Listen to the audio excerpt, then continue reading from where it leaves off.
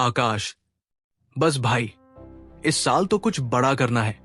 मैंने पूरा प्लान बना लिया है। 6 महीने में जॉब छोड़कर अपना स्टार्टअप खड़ा करूंगा। सबको बता दिया है, इंस्टाग्राम पर भी डाल दिया है। अब तो करना ही पड़ेगा। प्रेशर जो बन गया है। रवि हंसते हुए, वाह भाई, बहुत बढ़िया।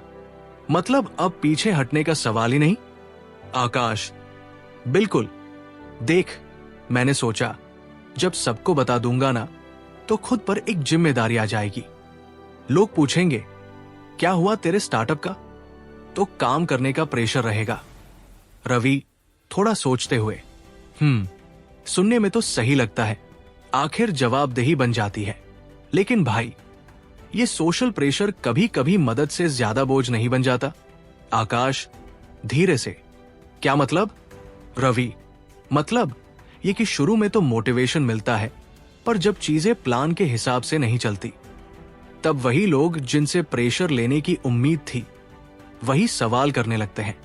और फिर वो प्रेशर काम की जगह डर में बदल जाता है।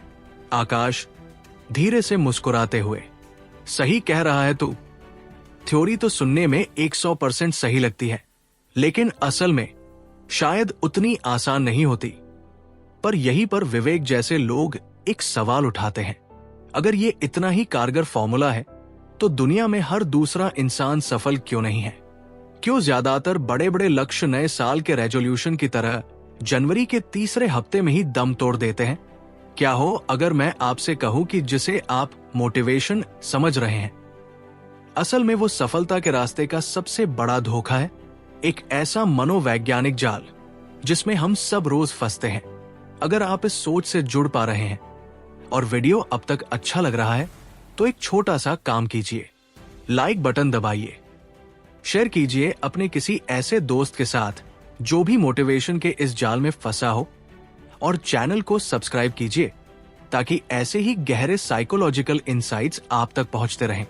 चलिए इस बहस को विज्ञान के नजरिए से देखते हैं। 1933 में मनोवैज्ञानिक कर्ट लेविन ने एक थ्योरी दी जिसे आज सोशल रियलिटी कहते हैं। यह थ्योरी कहती है कि जब आप किसी को अपने लक्ष्य के बारे में बताते हैं और सामने वाला आपकी तारीफ करता है, जैसे वाह यार, तू तो फोड़ देगा, तो आपके दिमाग को एक झूठी संतुष्टि का एहसास होता है। आपके दिमाग को लगता है कि लक्ष्य का एक हिस्सा तो पूरा हो ही गया, उसे वो इनाम मिल जाता है जो असल में काम पूरा होने पर मिलना चाहिए था। इसे ऐसे समझिए, आपने एक मैराथन दौड़ने का फैसला किया। आपने दौड़ने की प्रैक्टिस शुरू भी नहीं की, लेकिन 50 लोगों को बता दिया। सबने आपकी पीठ थपथपाई। आपके दिमाग के लिए ये तालियां ही जीत है। अब असली मेहनत करने की, सुबह उठकर दौड़ने की जो आग थी, वो थोड़ी ठंडी पड़ जाती है। लेकिन इसका उल्टा तर्क भी तो मजबूत है। क्या चुप रहने से इंसान अकेला और दिशाहीन नहीं हो जाएगा? अगर किसी को बताओगे ही नहीं, तो मदद कहां से मिलेगी? सच इन दोनों तर्कों के टकराव में छिपा है, और वो सच आपकी मेहनत को बर्बाद होने से बचा सकता है। तो क्या इसका मतलब है कि हमें अपने सपनों को एक गहरे राज की तरह सीने में दफन कर लेना चाहिए? नहीं, बिल्कुल नहीं। यहां चालाकी क्या बताना है और किसे बताना है, इसमें है। मनोवैज्ञानिक कहते हैं, अपनी पहचान के बारे में बात मत करो, अपने एक्शन के बारे में बात करो। ये मत कहो मैं एक लेखक बनूंगा। ये एक पहचान है जो झूठी संतुष्टि देगी। इसके बजाय ये कहो, मैं आज रात 8 से 9 बजे तक लिखूंगा। ये एक एक्शन है। ये आपको काम करने के लिए मजबूर करता है। और दूसरा नियम, हर किसी को मत बताओ। अपनी योजनाओं को उन लोगों के साथ शेयर करो जो आपके चीयरलीडर नहीं, बल्कि कोच बन सके। चीयरलीडर सिर्फ तालियां बजाएगा, लेकिन कोच आपसे पूछेगा, आज की प्रैक्टिस का क्या हुआ? वो आपकी जवाबदेही तय करेगा, आपको झूठी तारीफ नहीं देगा।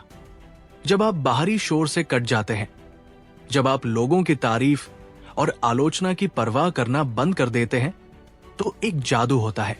आपका ध्यान बाहरी दुनिया से हटकर आपके अंदर चला जाता है। आप अपनी कमियों को ज्यादा ईमानदारी से देख पाते हैं। आप दूसरों को दिखाने के लिए नहीं, बल्कि खुद को बेहतर बनाने के लिए काम करते हैं। इसे मनोविज्ञान में इंटरनल लोकस ऑफ कंट्रोल कहते हैं। यानी आपकी खुशी और संतुष्टि का रिमोट कंट्रोल बाहरी दुनिया के हाथ से निकलकर आपके अपने हाथ में आ जाता है। आपकी ऊर्जा बातों में नहीं, काम में लगने लगती है। आप 10% काम और 90% मार्केटिंग करने के बजाय 90% काम और 10% मार्केटिंग पर फोकस करते हैं। लेकिन ये सब सुनने में जितना अच्छा लगता है, इसे असल जिंदगी में लागू करना उतना ही मुश्किल क्यों है? क्योंकि हम इंसानों को एक चीज की बहुत बुरी लत है, वैलिडेशन, यानी दूसरों से मिलने वाली स्वीकृति। तो अगली बार जब आपके अंदर कोई बड़ा सपना जागे, तो उसे तुरंत दुनिया के सामने परोसने की गलती मत कीजिए। उसे एक बीज की तरह खामोशी से अपने अंदर बोए। उसे हर दिन अपने काम और मेहनत से सींचे। जब उस बीज से एक मजबूत पेड़ बन जाए, तो दुनिया उसकी छाव और फल का आनंद खुद ब खुद उठाएगी। आपको ढिंढोरा पीटने की जरूरत नहीं पड़ेगी। अपने काम को अपनी आवाज बनने दीजिए। Let your work make the noise. अगर इस वीडियो ने आपकी सोच को थोड़ा भी प्रभावित किया है, तो इसे लाइक करके हमारा हौसला बढ़ाएं। इसे किसी ऐसे दोस्त के साथ शेयर करें जिसे इसकी जरूरत हो, और आगे भी ऐसे ही सोचने पर मजबूर करने वाले वीडियो देखने के लिए चैनल को सब्सक्राइब करना न भूलें। आज मैं आपको एक चैलेंज देता हूं। सिर्फ 7 दिनों के लिए साइलेंस मोड ऑन कीजिए। अपने सबसे बड़े लक्ष्य के बारे में किसी से बात मत कीजिए, न सोशल मीडिया पर, न दोस्तों से। बस उस पर काम कीजिए, और 7 दिन बाद पूरी ईमानदारी से इसी वीडियो के कमेंट्स में आकर लिखिए कि आपने क्या महसूस किया। क्या आपका फोकस बढ़ा? क्या आपने असल में ज्यादा काम किया? आपका अनुभव हजारों लोगों के लिए एक सबक बन सकता है।